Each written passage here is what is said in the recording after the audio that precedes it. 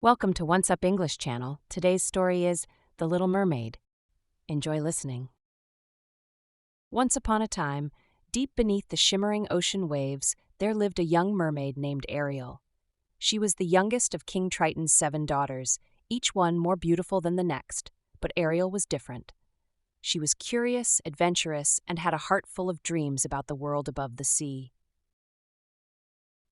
Ariel had long, flowing red hair, bright blue eyes, and a sparkling green tail that shimmered like emeralds as she swam through the crystal-clear waters. Ariel loved exploring the ocean and often swam to the surface of the water to catch a glimpse of the human world. She would marvel at the ships that sailed across the horizon, at the birds soaring in the sky, and the sparkling stars that twinkled above at night. The humans seemed so fascinating, with their strange objects and beautiful songs.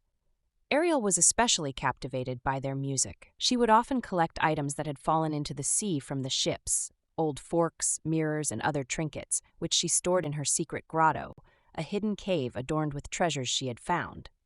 But King Triton, Ariel's father, was concerned about the human world. He didn't want his daughters to be drawn to it. "The humans are dangerous," he would warn. "Stay away from their world. We are safe here beneath the waves."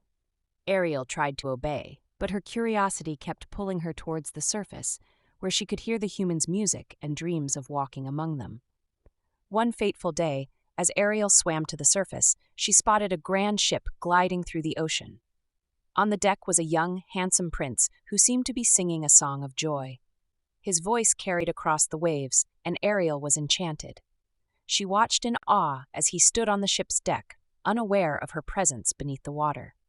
Suddenly, a violent storm swept in, dark clouds covering the sky and waves crashing fiercely. The ship was tossed about in the storm, and Ariel's heart raced with fear for the prince. The ship began to sink, and the prince was thrown into the churning sea. Without a second thought, Ariel dived into the water and swam to the prince. She found him struggling to stay afloat and pulled him to safety, bringing him to the shore of a rocky beach.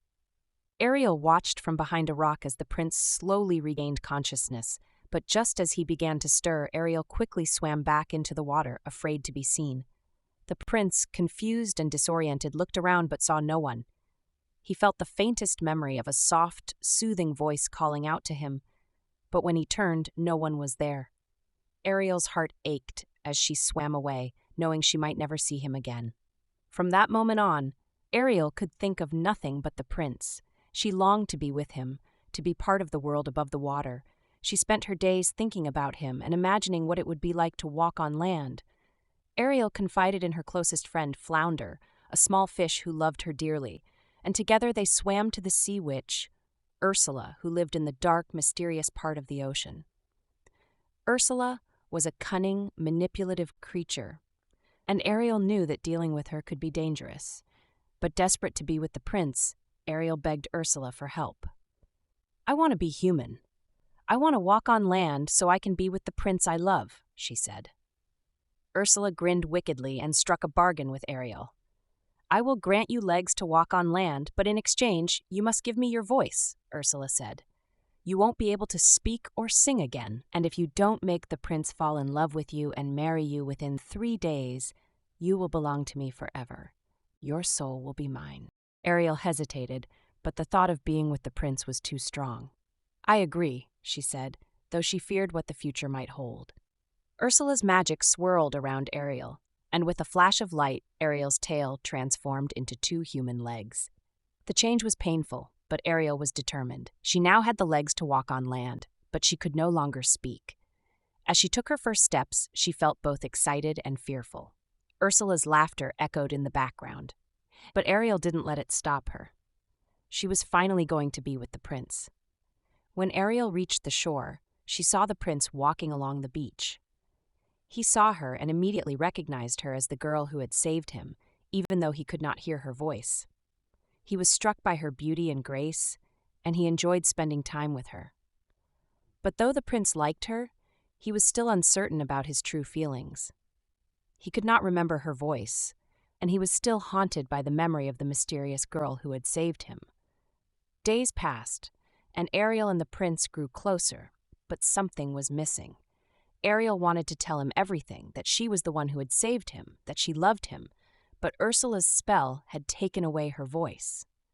Meanwhile, Ursula, in disguise as a beautiful woman, tricked the prince into thinking she was the one who had saved him from the shipwreck. The prince, torn between his feelings for Ariel and his confusion, grew closer to Ursula's disguise. Ariel was heartbroken, but she knew she had to do something. With the help of her friends, Flounder, the seagull Scuttle, and the other creatures of the sea, Ariel uncovered Ursula's evil plan. The sea creatures worked together to stop Ursula, and a great battle erupted under the sea. Ariel, with the help of her friends, confronted Ursula in a final showdown. With her true love, the prince, finally understanding who she was, Ariel received the kiss that would break Ursula's spell. The kiss restored Ariel's voice, and her tail turned back into human legs, but this time it was different. Ariel was no longer a mermaid trapped between two worlds. She was free. King Triton, Ariel's father, saw the love between Ariel and the prince and understood that her happiness mattered more than anything else. He gave his blessing for Ariel to stay with the prince on land.